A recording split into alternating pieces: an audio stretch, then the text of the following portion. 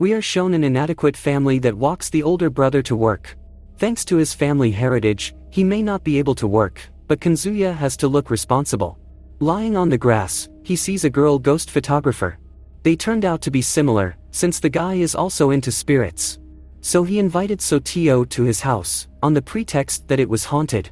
The first thing they did was give her a tour of the cemetery. Shigeru acted disgustedly, and the younger girl became hysterical. Mitoshi had to console her. A bacchanalia ensued. Misako, the youngest, is very nervous about her parents' death and misses them. So Kazuya decided to summon their souls. Soichi was invited to observe the seance. Meanwhile, Soichi displays pictures and there are ghosts in them. She was interrupted by the doorbell. It was Coco. She invited the girl to the seance.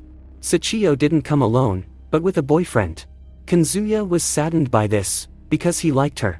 And so the session started. The underage girl was clearly an extra. Mitoshi went to calm her down. But the little thing bit him, and he went crying to his parents' grave. Finally everyone calmed down. Something began. Ectoplasm came out of Shigeru, and his father's spirit came into him. He told Kazuya off and made Shigeru the eldest. Soichi's boyfriend took a sample of the ectoplasm. Kazuya tears down his parents' monument. Chalky keeps trying to summon her mother from the ectoplasm. Shigeru was blinded by the power of power and became a real dictator. He decides to have another session. The boy Soichi found out that the ectoplasm turned out to be ordinary udon noodle flour. When Kazuya came to call Soichi for a session, she told him everything. He, in turn, taught Shigeru a lesson. And then he noticed something strange in Hitoshi's gaze. A real papa spirit came out of him. They ran out of the house, but he caught up with them and flew back into the grave. A phone call informed Tatsu that the boss had arrived. It is urgent that someone be harnessed to clean the robot vacuum cleaner as a solution. He's no match for Tatsu, of course, but still, he could use some help. Suddenly he's attacking Gwyn. And he got the master. A neighbor was called away to work and she had no one to leave her son with, so she asked our family to keep an eye on him. Ryota was a little afraid of Tatsu, but when he tasted his delicious cookies, all his fears went away. They also played a couple of games, which the boy didn't like very much. But Tatsu knows what the kid can't resist, a character figure from Criminal Police. During the game, Ryota broke Mickey's favorite toy. They buried it together. Meanwhile, Masa is in obvious trouble. He runs into a mob of bandits. Tatsu happened to see them. But instead of defending himself, he started moralizing to Masa. In any case, the bandits got scared. But Masa provoked them again, and they attacked Tatsu. Thankfully he was protected by the safety manual. And then Masa wanted to be a housewife, too. It was time to get in shape. Miku sent him to a fitness class. Yoga is something else. It's amazing. We've worked out, and now we can go get white powder. Flour, that is. Going to the mall with Miku is torture. Since everyone is scared of Tatsu, we need to find him some new clothes. The only thing that saves him here is the apron with the Criminal Police. Well, back to the walking Gwyn. He's doing fine. Except he's being chased out of the yard by another cat and won't let him poop. These demons. And so he too began to sink into the floor. An ice cream truck stopped outside. It turned out that every Saturday the ice cream man drives kids around town and feeds them ice cream. Tomoki, one guy's son, wanted ice cream too. What to do? His dad decided to make him happy with chocolate ice cream.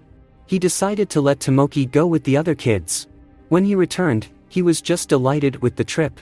Tomoki had already become obsessed with the van. Sanahara wanted to go with the children, but they wouldn't let him. When Sanahara came home, he saw a horrifying picture. His son was eating his friends, who had turned into ice cream. He pushed his son away, and he disintegrated into pieces. On the roof outside the window, the famous singer Terumi hanged herself. The country fell into mourning. And Terumi's friends and acquaintances even more so. Shiroishi was the singer's boyfriend, and many people blame him. Some people went after Terumi, saying they were forced by her ghost. All over the city, fans see Terumi's head in the night sky. Shiroishi saw her too. He promised to call Kazuki if the head reappears. And so it did. Kazuki ran outside to see it. It was Terumi's huge head. It was floating in the sky. When Shiroishi tried to reach for it, a noose wrapped around his neck and he died. Now there were already two heads floating in the sky. Kazuki told everyone everything, but they didn't really believe her. And there were already heads of people hovering over the city. It turned out to be the heads of their girlfriends. They strangled the girls. Chiharu and Kazuki ran into an alleyway. They couldn't get to them here. A neighbor with a crossbow came to their aid and burst the ball head, but Chiharu was deflated too. This is the real apocalypse. Almost everyone in town has already been killed by balloons. Despite this, Kazuki's dad has to go to work. He was hoping to run, but a balloon grabbed him. Kazuki's brother decided to go on a foray for food. Mom went outside, because she couldn't sit like that anymore. Kazuki was left alone. So now Terumi knocks on Kazuki's friend's window and tries to lure her out. Then her brother knocks. Kazuki decides to open it, making a fatal mistake. Soichi interferes with his brother's studies and makes noise in the attic, but it turns out he wasn't there. Suddenly he heard a voice outside the door. There was Soichi, and it turned out that he had been with his parents the whole time. But then who was making the noise in the attic? Could it be a poltergeist? Of course, Akasaka thought of his brother, to the point where his belongings in the room didn't fly off. But it turned out they were tied on a fishing line, a prank from Soichi. His parents still have no control over him. The only thing they could do was hire a carpenter and put noise insulation in the walls. The carpenter asked Soichi for help. He's kind of a weirdo, and he made the room as weird as he was. It became super small, but super quiet. What the hell is that? There's still noise coming from somewhere. Soichi must have snuck into the space between the walls. My brother went looking for him. And he found him. Yuji meets Mari's friend at the cafe. He told her that his alter ego was disturbing his sleep. It wants to take his place in the world. Marie didn't believe the guy, which wasn't surprising. He asked her to tie himself up before he passed out. When the guy fell asleep, Marie untied him. And then fell asleep herself. When she woke up, she saw a horrifying picture. Someone's hand was sticking out of Yuji. Yuji was able to put it back in just in time. It turned out to be Yuji's underside and her target Mari. There he went back to sleep. Mari needs to run. But instead she tied herself to the guy. For nothing. It sucked her into itself. Ashikiri was in the library and heard the boys chatting about some creature from the Bermuda Triangle chasing one of them. Ashikiri was just reading a book about it. They quickly converged on their interests and went on to discuss measurements. Ashikiri told them that he could hear the sound of footsteps in an empty house, which interested his new buddies. The house was huge. They came to the conclusion that somewhere in the house was an entrance to a parallel dimension. And there they were. Mysterious footsteps. The friends rushed after the sound. Looking out the window, they saw Ashikiri digging someone's grave. Unimaginable. Then the real Ashikiri decided to chase the stranger away. After looking at the body, it turned out to be Kamiyama's. There were bodies of friends all over the yard. The young couple separated. Tomie came home and was met by her sister. They found a rat running over the girl's room. It was very difficult for Tomie to tear up such a long relationship. When she woke up, she found a rat wrapped in her hair. Because of this, Tomie decided to cut her hair. Suddenly, there was a screaming sound in the house. Eri ran to her sister's aid and was shocked. Tomie was dead. Someone called Haritsuka in the middle of the night, but there were only strange noises on the phone. He had already found a new girlfriend and was living peacefully. Someone was calling again. Eri decided to check the attic for rats. Instead her father decided to go. Daddy was still missing, so Eri went to get him. Daddy was dead. When she looked away, she saw her sister's head. It was like she was alive. The head came out in her hair and restrained her ex-boyfriend. Akasaka returned to the house he had rented to his teacher and his family. There was a terrible mess inside. The boy was sure that the teacher had taken revenge on him for not wanting to rent the house to him. He had to clean it up. The teacher's family immediately liked the house, but his student didn't want to rent it. But the man began to beg. The brother was to watch the house while Akasaka was overseas. Back to the present. The house was maddeningly strange, as if it were falling apart. Akasaka was furious. They had ruined his whole house. The brother clearly knew something and was very reluctant to go into the house. He was terrified. The house was a replica of the youngest child of the teacher's family. He had infected everyone with mold. Now it had spread to the house. Akasaka needed to flee the place. It's too late, he's infected. Goro-san kept a huge collection of books at home. He was obsessed with books and kept his own personal diary. One night some books disappeared. While Goro was throwing a tantrum, Koko decided to read his diaries. Goro opened the door and saw the book embodied in a man there. But Koko saw no one. Clearly, he was going crazy. During the night, the scariest book of the collection returned to the house. Goro started recounting the books. He had gone completely nuts by now. He decided to keep the whole library in his head. Koko tried to stop Goro somehow, but nothing worked. Suddenly a lamp fell off the nightstand and the whole library burst into flames. Tsuyoshi was on his way with his girlfriend to meet her family. They drove into the middle of nowhere and hit a girl. "We have to get her to a hospital right away." But she's already dead, so Tsuyoshi decides to get rid of the body. On the way they came across dozens of tombstones. One of them they accidentally hit and the car got stuck. The locals helped him pull the car out. It took the friends so long to drive that Izumi found them herself. Tombstones are a thing in this town, they stand where a person died. The whole town was covered in tombstones of people and even animals. Ayumi, Izumi's younger sister, went for a walk in the mountains and disappeared. It's already dark, something has to be done. The friends think they may have run Ayumi down. Search parties are out looking for her. Tsuyoshi and her friend also helped in the search. There was the deepest well in town, the bottom of which no one knows. The friends immediately realized that they had to put Ayumi's body somewhere, or else they would be exposed. They decided to show them what happens to bodies that don't find peace, and they turn into tombstones. The police have already found some clues, a little more and they will be caught. They decided to leave town by throwing the body down a well. But it was already deformed. Tsuyoshi cut himself on the sharp edge of the rock that Ayumi had turned into. A monster crawled out of the well and started accusing Tsuyoshi of murder. The whole thing turned out to be a hallucination. The feeling of guilt stays with the guys forever and will haunt them for the rest of their lives. And the end seems to come soon, as stones began to sprout in Tsuyoshi through the scratch. Geologists were excavating and found strange layers of earth. It turned out that underneath was the skull of a child. A family of 3 were riding in the car. The youngest daughter is a very talented actress, but for some reason does not admit it. After an argument, Narumi lost control of her car and drove it off the road. In the accident, Reimi mutilates her face. But it turns out she had a spare face under her torn-off face. She was completely made up of layers of skin, which were the stages of her growing up. When her mother found out about this, she decided to take Rami home. Turns out the geologist from the beginning was Narumi's dad and Raimi seems to be cursed. Because Narumi's body is also made up of layers. She went crazy and tried to yell at her little copy of her daughter, and she succeeded. Then she decided to take the little daughter out of the body. Layer after layer after layer, and there she finally got there. The mother was completely nuts and decided to cut the skin off herself, too, to get younger. Except she didn't have any layers. A huge fish washed ashore. Scientists were invited to study it. It's the find of the century. A crowd of onlookers gathered for this miracle, where a boy and a girl, who both hated the sea, met. He because of fear of fish, she because of the pain of loss. Inside the monster they found bodies of people.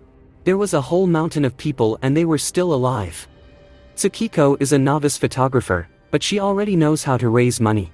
She takes pictures of guys from school and sells them to girls. Tomie, from the disciplinary committee, confiscated Tsukiko's photos. Yamazaki, a senior in high school, asked Tsukiko to take a picture for him of a girl. That girl turned out to be Tomie. She got her talking and let her take her picture, but it was all a cunning plan because the teacher was watching. When Tomie's pictures came back, they showed a monster in addition to her. Tsukiko has spread these pictures around the school, and now Tomie wants revenge on her. Yamazaki helped her hide. It was a trap. He decided to kill her himself on Tomie's orders. But she managed to escape and escape. Tomie was already at her house. She had just come for a friendly chat and to drink lemonade. Nothing more. But Tsukiko refused and they quarreled. That made Tomie lose her temper. She started to break down. And then a second head came out of her, but a scarier one, and the guys started cutting it off, thus killing her. The thing is, Tomie died, but the monster didn't. 2 girls went on a hike up a mountain and got a little lost. Wandering through the woods, the girls came upon a temple and a column of monks. One of the elders came up to them. He offered to spend the night at the temple and stay there for a couple of days. They were lodged with Kuramoto. She is looking for her brother who disappeared after coming to this temple. The atmosphere there was calm and peaceful. Noviko and Soyako were lucky enough to get to the 100 meditation, which only takes place once every 3 years. Kuramoto decided to follow the monks and suggested the girls escape. They followed the monks and found a hidden passage. All the monks turned into mummies. Kuramoto's brother found himself among all the mummies. She fell into despair. And the girls went to the exit, only to find themselves lost. Panic spread over the girls. The eyes of all the mummies were directed at them. Kuriko came to the playground. She had no one to play with, so she found her friend Now. They quickly became friends. Now wanted to spend days on end with Kuriko, but she got a little bored with him. She wanted to get rid of him by any means necessary. She turned out to be very cruel and abused the boy under the pretext of playing games. She told all this to her boyfriend as an adult. Years later she met Now. He asked her out for a walk. She left her boyfriend for him. She had a son and confused him with Now, who left them. She started treating her son the same way she did when she was a child. Ishida came to study and decided to rent a room in one of the boarding houses. He lived in a house with the woman who was renting the room and her daughter Shinobu.